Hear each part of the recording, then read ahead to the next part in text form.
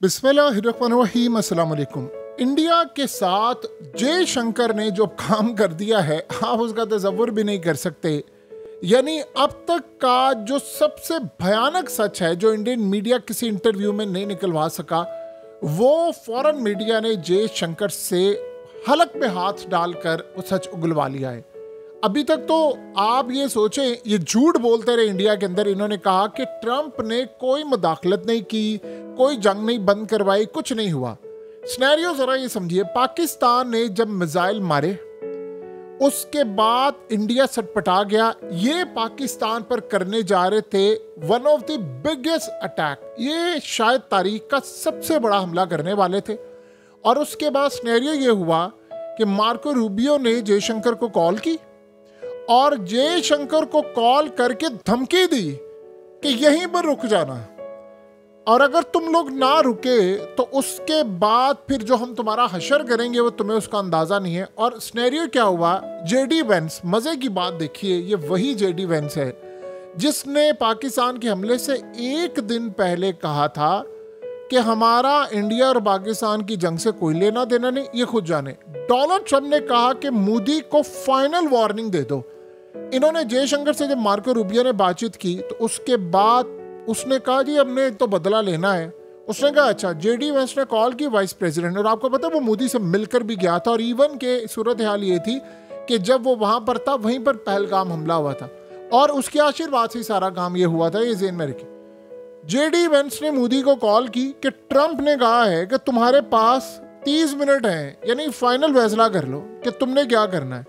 तुमने अटैक नहीं करना और इस जंग को बंद करो। हम पाकिस्तान को भी कह रहे इमीडिएटली इस जंग को बंद करो। अब ये सिनेरियो क्या हुआ, ये सारी दास्तान जो है वो जयशंकर के मुंह से निकली है, किसी और के नहीं। ये गया फॉरेन मीडिया पर और इसके तोते उड़ गए। उसने जाकर पूछा अमेरिका ने यहाँ पर क्या कहा। इंडिया में क्या कर गए थे कि अमेरिका ने कोई जंग बंद नहीं करवाई। उधर जाकर कहता है कि उसे पूछा अमेरिका कहाँ था, कहता अमेरिका में था। उसने कहा हाँ जी, मार्को रूबियो ने कॉल की, मुझे कॉल की और मोदी को कॉल की और कहा इस जंग को बंद करना है। उसके बाद फिर राब्ते हुए और हमने जंग बंद की। ये स्ट्राइक करने जा रहे थे डोनाल्ड ट्रंप ने। इनको पता ये चल गया कि स्ट्राइक हो रहा है, पाकिस्तान ने अटैक कर दिया और इंडिया करने जा रहा था सबसे खतरनाक अटैक। इजराइल की जानिब से अमेरिका को पता चली, क्योंकि इजराइल यहाँ पर मौजूद थे, तो वो अटैक करने के लिए जा रहे थे। उसको पता चल गया कि अटैक होने वाला है। इजराइल ने इन्फॉर्म किया, मिडिल ईस्ट की जो खास तौर पर लीडरशिप थी उन्होंने डोनाल्ड ट्रंप को कहा ये अटैक करने जा रहे हैं और उसके बाद ये मामला न्यूक्लियर वॉर की तरफ जा रहा है। मोदी को मना किया, उसने बात नहीं मानी। अब जयशंकर ने ये कह दिया हाँ जी हम झुके थे, हमें धमकी आई थी, हमें उन्होंने वार्निंग दी थी, और उसके बाद मोदी एक कॉल के ऊपर लेट गया था और उसने जंग बंद कर दी। पाकिस्तान को तो उन्होंने कहा कि हम तो पहले ही तैयार थे, लेकिन मोदी ने जो कौम को कहा कि जी ये हुआ वो हुआ। इसके बाद जो मजे की बात यह है कि जयशंकर के तोते उड़ गए। असल कहानी आप समझिए क्या हुई। असल कहानी ये हुई कि जयशंकर से पूछा गया अच्छा अब जरा आप बताइए, ये जो सूरत हाल अमेरिका का तो मामला है, आपने ये जो पहलगाम हमले में 26 अफराद मारे गए, आपने इनके कातिलों को पकड़ा है? उसने कहा जी नहीं अभी तक तो नहीं पकड़ा।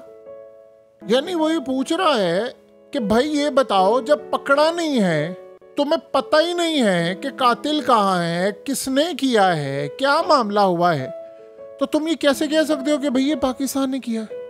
यानी उसके बाद उसने कहा नहीं वो हम कर रहे हैं, हम आइडेंटिफाई कर रहे हैं, हम फलाना कर रहे हैं। उसने कहा इतनी बड़ी तुम लोगों ने जंग छेड़ दी है और इस जंग के अंदर तुम कह रहे हो कि अभी तक ये ऑपरेशन जारी है, यानी इनकी गिरफ्तारी के लिए भी ऑपरेशन जारी है, ऑपरेशन सिंदूर भी जारी है। तो ये सारा मामला उस वक्त तोते उड़ गए इसके। और आप इमेजिन कीजिए उसने आगे क्या कहना शुरू कर दिया। उसने कहा कि असल में ये जो तुम यूरोपियंस हो, तुम लोग हो बहुत बड़े मुनाफिक। आपको पता है जयशंकर पहले भी यूरोप को कह चुका था कि तुम लोग सबसे बड़े मुनाफिक हो, हमें कहते हो यूक्रेन की जंग में रूस का साथ ना दो और खुद उनसे तेल लेते हो। तो जयशंकर का उस वक्त लेवल आसमान पर चला गया था। लेकिन अब सिनेरियो क्या हुआ है, अब उसका आप जरा झटका चेक कीजिए क्या हुआ। झटका ये हुआ है कि डोनाल्ड ट्रंप ने कहा है कि अब तुम चूज कर लो। यानी टिम कुक को कहा है तुम्हारे पास 2 ऑप्शंस हैं, तुम्हें बड़ा शौक है। उसने कहा कि ठीक है अगर आपकी चाइना से लड़ाई है तो मैं इंडिया में अपना पूरा सेटअप लगा लेता हूँ आईफोन का। उसने कहा ठीक है, इतना ही शौक है ना तुम्हें इंडिया का, तो फिर तुम इंडिया के साथ रहो, बनाओ वहां पर आईफोन, मुझे इतराज नहीं है। अमेरिका के अंदर जो तुम्हारे आईफोन बिकेंगे वो उस कीमत पर नहीं मैं बेचने दूंगा, फिर मैं तुम पर टैरिफ लगाऊंगा। ये तुम्हें बड़ा शौक है कि तुम इंडिया, यानी आप सोचो अब ये मामला खुलकर सामने आया। कल तक तो ये मामला था कि उसने वार्न कर दिया था कि इंडिया में कोई आईफोन नहीं बनेगा, चाइना में नहीं बनेगा, क्योंकि मेनली तो इस वक्त इंडिया का मामला है। तो उसने कहा कि ठीक है बेच लो, तुम्हें इंडिया की मार्केट ज्यादा अजीज है, यहां पर तुम आओगे ना तो फिर मैं तुम्हें टैरिफ लगाऊंगा, फिर अमेरिका में नहीं तुम वो उस रेट पर बेच सकते। तो उसने कहा फिर बताएं हम क्या करें, आप अमेरिका के अंदर हमें जगह दें, आप वहां पर हमें 30,000 इंजीनियर्स हैं, हमें अरबों डॉलर्स लगाएंगे प्लान में, और हमें इसमें भी कम से कम 5 साल चाहिए। सो इस सूरत हाल के अंदर उसने कहा ये मेरा कोई लेना देना नहीं है, तुम यहाँ पर ये सारा काम करो। वो असल में ट्रम्प क्या चाह रहा है, ट्रम्प ये चाह रहा है कि ठीक है मैं तुम्हें एक लेवरेज देता हूँ, तुम यहाँ पर काम शुरू कर दो, सारी प्रोडक्शन का काम आज से शुरू कर दो, 1.5-2 साल की बात है, 3 साल की बात है, सारी यहाँ पर शिफ्टिंग करो, फिर उसके बाद मैं तुम्हें बताऊंगा कि क्या करना है क्या नहीं करना। उतनी देर में चलो चाइना से बनवा रहे हो, इंडिया से, लेकिन इंडिया से सेटअप उठाओ और इंडिया से इन्वेस्टमेंट उठाओ। ये सूरत हाल अब आप सोचें कि जयशंकर के इंटरव्यू के बाद तोहफा आया है डोनाल्ड ट्रंप की जानिब से। असल में ट्रंप को गुस्सा है इन पर, गुस्सा इसलिए है, अब आप ये तो नहीं दुनिया को बता सकते कि भाई वो, आप सोचो ना इंडिया के अंदर आप इंटरव्यू दे सकते हैं, अगर इन्होंने उड़ा कर रख दिया तुम्हें।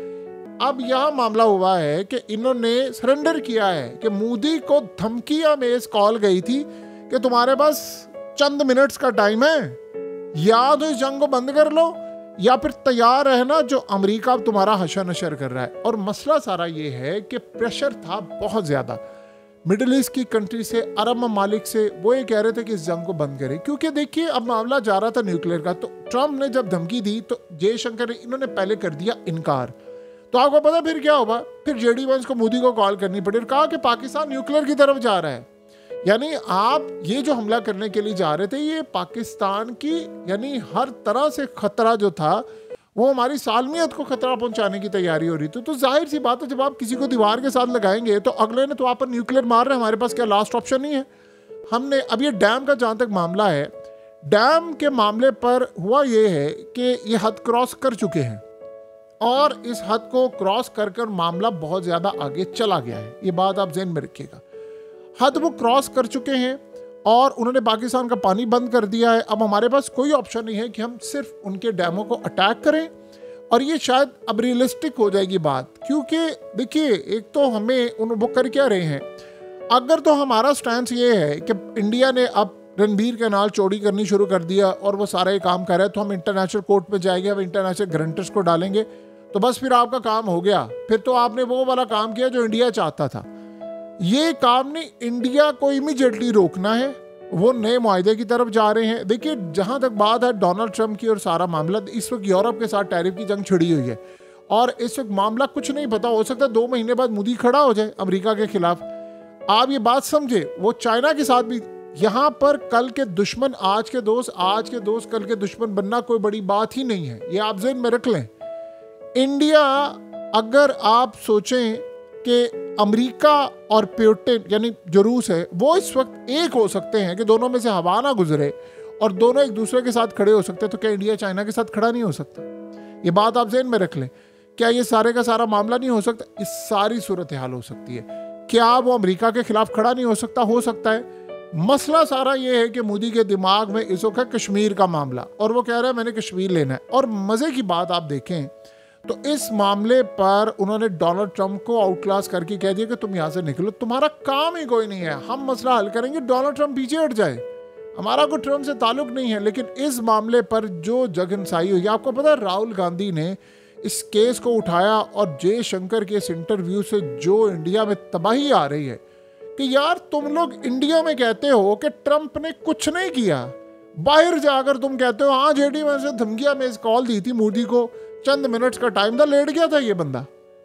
तो आप बताइए सारी सूरत हाल के अंदर आप यहाँ पर इंडिया में तो मीडिया को पूछने की जरूरत नहीं है कि भाई ये कहाँ पर है आपने। अब सोचो इंटरनेशनल मीडिया आपसे पूछता है कि आपने काम किया है, बताएं कहाँ पर है, जो सबूत कहाँ पर है।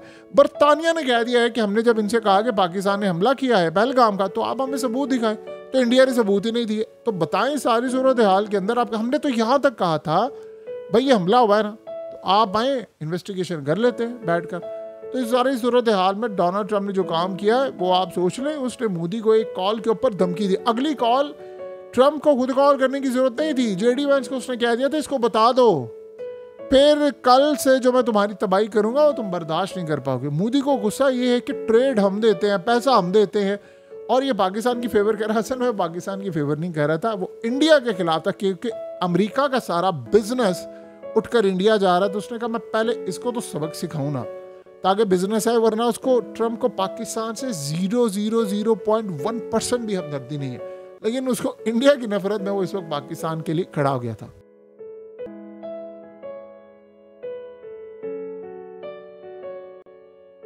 हकीकत टीवी को सब्सक्राइब करना मत भूलें, वीडियो को लाइक करें, शेयर करें और कमेंट सेक्शन में अपनी राय का इजहार जरूर करें।